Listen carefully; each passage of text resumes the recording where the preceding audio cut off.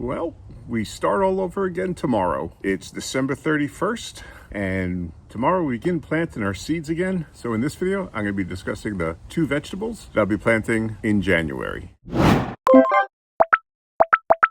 Today it's unseasonably warm out, which is a nice surprise, but I hear we're going to have some really cold weather coming in very soon next week.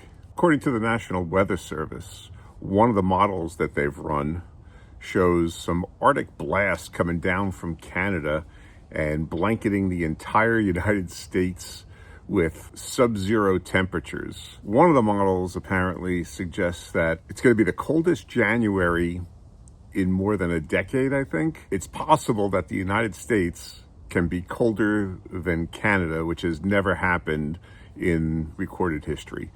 So we'll have to see whether or not that comes to pass.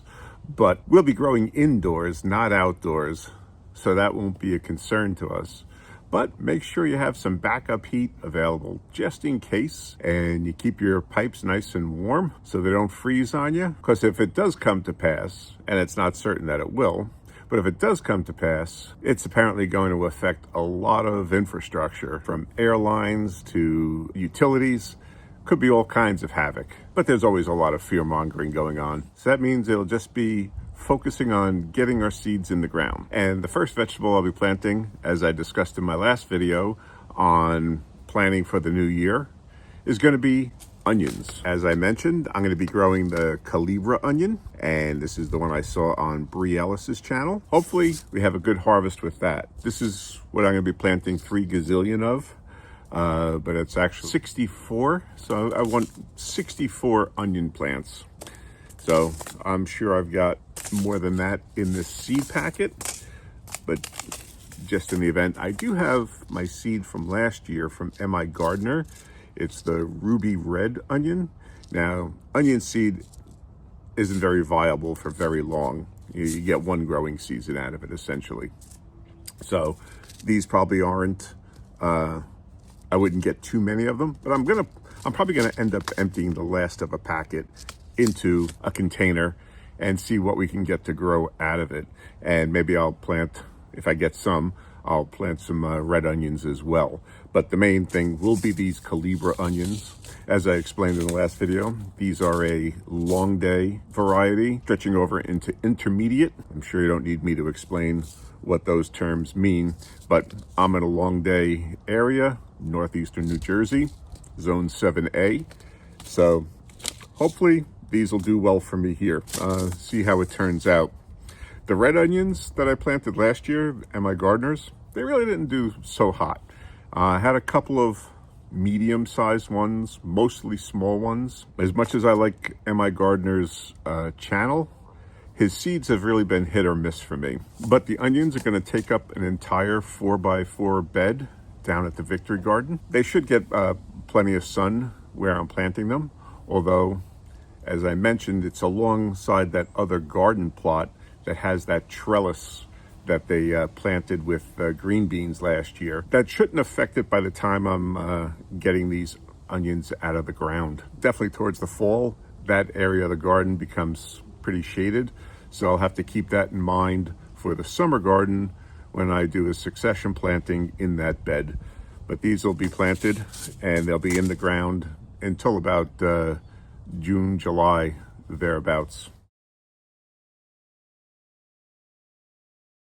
The second seed I'll be planting in January will be my celery. These are Utah Tall. I did grow them last year here at the home garden, and as I explained, they had done really well here. I ended up harvesting 9, 12 bunches of celery. I ended up dehydrating most of them because there's really only so much fresh celery you can eat. The dehydrated celery works really well in soups and stews. I don't particularly like the taste so much as a celery piece. Once they're rehydrated, they taste exactly like celery, but they're a little bit chewier than what I'd like them to be.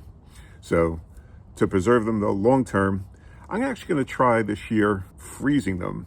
I heard that you can freeze the celery and it's actually, and don't blanch them, that it actually works better and they taste better than blanching if you just process them and freeze them up. The leaves on them, I ended up dehydrating, you can see the leaves there. I ended up dehydrating the leaves from the celery too, and I ended up making celery salt as well.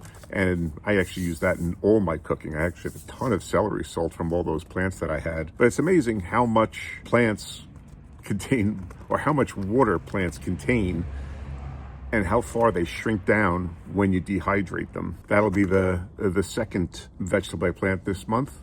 And that's also going down at the Victory Garden, but there's only going to be 2 individual square foot squares down there that'll be devoted to the celery.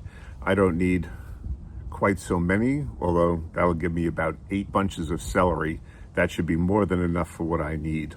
I'd initially thought about doing a succession planting, plant 1 square 1 week, and then 2 weeks later plant the second square. But because celery takes such a long time to grow, or it's in your garden for most of the year, that I'm not bothering doing that. I'm just going to plant them all at once, and I'll harvest them all at once.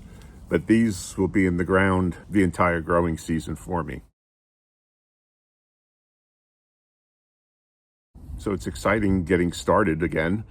As I mentioned, because I'm not going to be growing a fall garden this year. I tried last year, didn't really work out for me. I probably could do something down at the Victory Garden since there's a lot more sun down there, a lot less shade. So we'll have to see how I feel, because usually by the end of the summer, I've just about had enough. I definitely don't do any winter gardening, but maybe if I'm feeling adventurous, I'll try to grow a fall garden. But certainly a spring garden, a summer garden I put in, and these will be the 2 vegetables that'll kick off the growing season this year. So if you want to see what we're doing in the garden last week, check out this video right here, and then subscribe and hit that notification bell, and that way you'll be able to follow along in the progress of all of our vegetables as we try to grow a supermarket in our own backyard. Okay, thanks for watching.